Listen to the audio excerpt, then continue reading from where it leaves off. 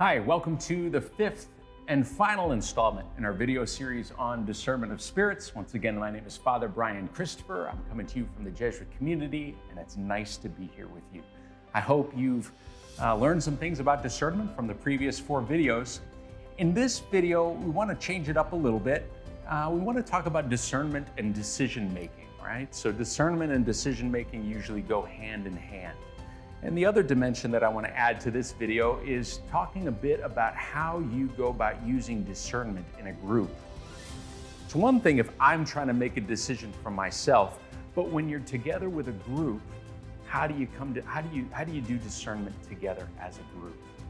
So I want to suggest a model that we Jesuits have been using now for some years. Actually goes back to the beginning of our order, but only in recent years have we started to kind of put some words to it.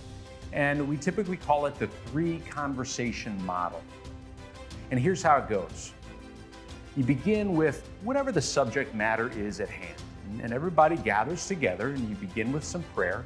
And hopefully people have taken some time before they gather together to think about whatever the subject matter is. And they come together and you discuss it. And then here's how it works. You're going to do the discussion in 3 parts, 3 rounds, we're going to call them. And in the first round, what happens is that you go around the circle, one person at a time, right? And every person is going to just take a couple of minutes, 2-3 minutes, and they're going to share whatever their thought is, whatever their reflection is, whatever their prayerful, considered reflection is on the topic at hand. And as they do that, as they go around, the rule is that everybody speaks their piece, but you don't comment on what anybody else says. Instead, as you're going around, your task is to listen very closely to what everybody's saying. So you're not reacting to what people say.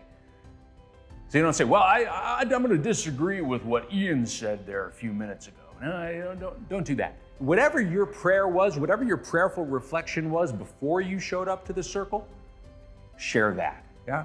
So we're not commenting on what people say. Instead, we're listening. We're listening openly. And what are we listening for? We're not just listening to what people say, but we're listening to how they say it. Because human beings, when we communicate, only about 20% of what we communicate is verbal. Everything else we communicate is nonverbal. It's through our gestures, it's through the tone in our voice, it's through our facial expressions. So there's a lot that gets communicated nonverbally, and so that's also what we want to listen to. We want to listen to the emotional content underneath what people are saying.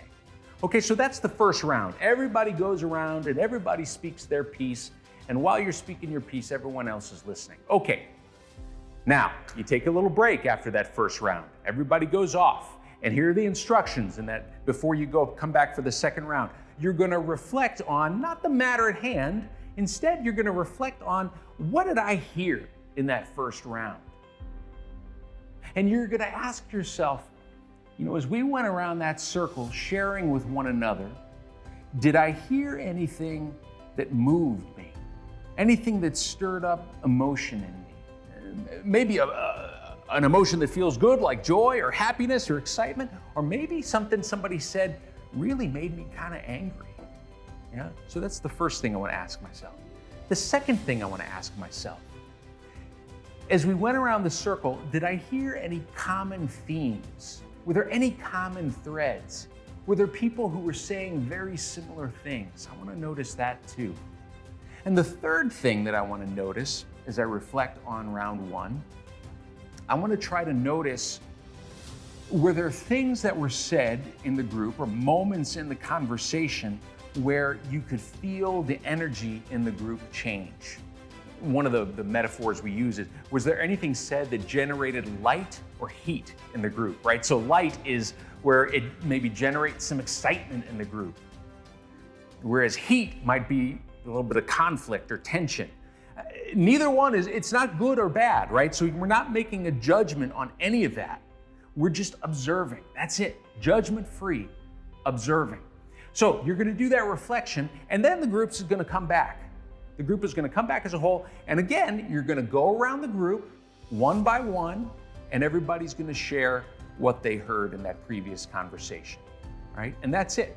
You're no longer talking about whatever the original subject was.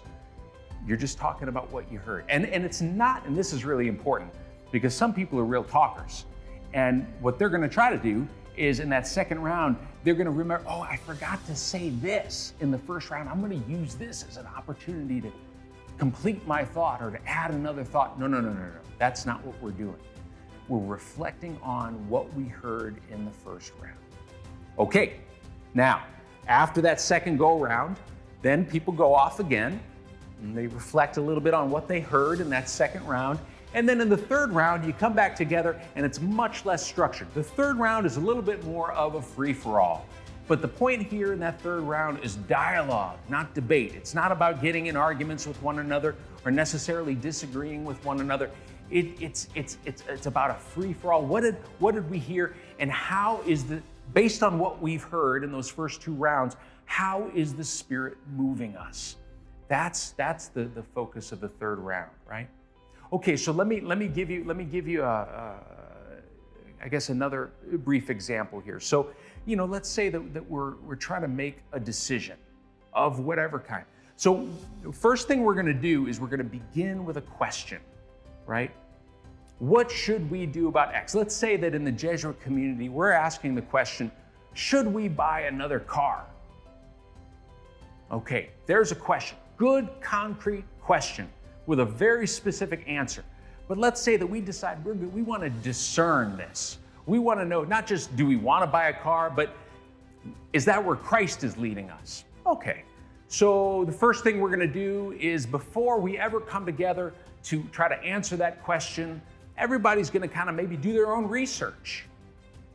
Everybody's going to do a little bit of reflection on their own. What would a car cost? Do we really need another car? Maybe we'll just make Ian walk. We'll buy him a bike instead. Yeah, we will reflect on that. And then maybe we will reflect on, you know what? We're Jesuits, we're religious, we take the vow of poverty. Is this really what we should be doing? And so everybody's doing their own prayer, their own reflection, their own research, and then we come together to have our discernment. And in round one, everybody goes around and speaks their piece. And as people, just a reminder, as people are going around speaking their piece, I'm not trying to think of, okay, what am I going to say when it's my turn? No, I'm just trying to listen. I'm just trying to stay focused on what everyone is saying, and I'm going to trust when it's my turn, the Holy Spirit's going to give me the words I need. Okay, so we go around the room. After the first round, we take a break, and we all go off by ourselves and remember what we're reflecting on. Were there any comments made in that conversation that stirred up emotion in me? Okay, all right. Was there a common thread? Was there a common theme? Like as you listen to the room, did it seem like more people were in favor of buying that new car or not? And then you want to ask the question, well, were there any moments in the course of that first round that generated light and heat? Were there moments when you kind of felt like the whole room was feeling excited? Or were there moments when you felt like, there's some tension here, there's some conflict growing here? Okay, you just notice those. Second round, we come back together, and without drawing any conclusions, without anybody venturing any more opinions about whether we should buy a car, we're going to share what our experience was of that first round. And again, we're going to go around and do that. Now, in the third round, when we gather together again, after having reflected a little bit about what we heard in rounds 1 and 2, now, rather than just having an open, free-for-all discussion, we might want to focus this third round a little bit more, right? We might say, okay, you know what? Here's what we're going to do. We're going to make a proposal. Maybe I, as the person facilitating the conversation, or anybody in the group could do this. Let's make a proposal. And first, maybe what we'll do is we're going to take 5 minutes, and we're just going to kind of see where people are at. And then we're going to make a proposal. And the proposal is this. You know what? We think it's a good idea to buy a car, but we don't have the money now, so maybe we need to wait till next year to do it. We know we need a car at some point. It's not super urgent. We can wait a year. So I'm going to put that proposal out there. And I'm just going to set it there, and we're going to go around, and I'm going to let people just react to it. We're just going to have an open discussion about it, right? And some people are going to say, yes, that's a great idea. Let's do that. Some people are going to say, no, that's a terrible idea. Let's not do that. And here's where you want to go, right? So you want to move towards consensus. And consensus, despite what many people say, does not mean that everybody walks away happy. The question with consensus is, would people feel relatively peaceful about this decision? I'm not asking if you'd be happy with it, but could you be peaceful with this decision? And again, maybe you go around the room and kind of check in with people. And some people would say, I feel great about this decision, yes. Other people might say, I'm not happy about this decision. I think we need the car right now. I think it is urgent. So I have some reservations, but I would be okay if we wait. Okay? And then you might find other people who say, no, this is a terrible idea, just a terrible idea.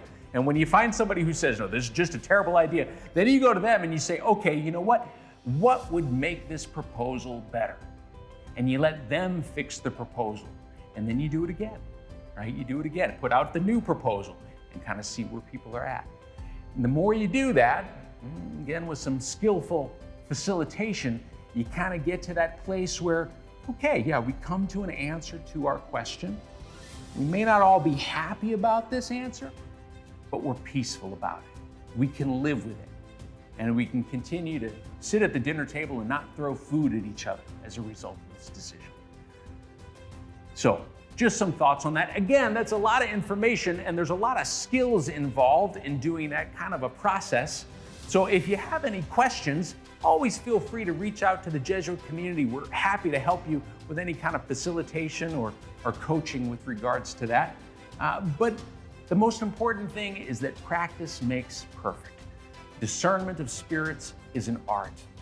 It's not a recipe. The more you do it, the better you get at it. I hope you enjoyed this series. I enjoyed sharing with you some thoughts. I'm sure you have some thoughts of your own. I'm sure there were plenty of things that I left out. Best of luck to you. Thank you.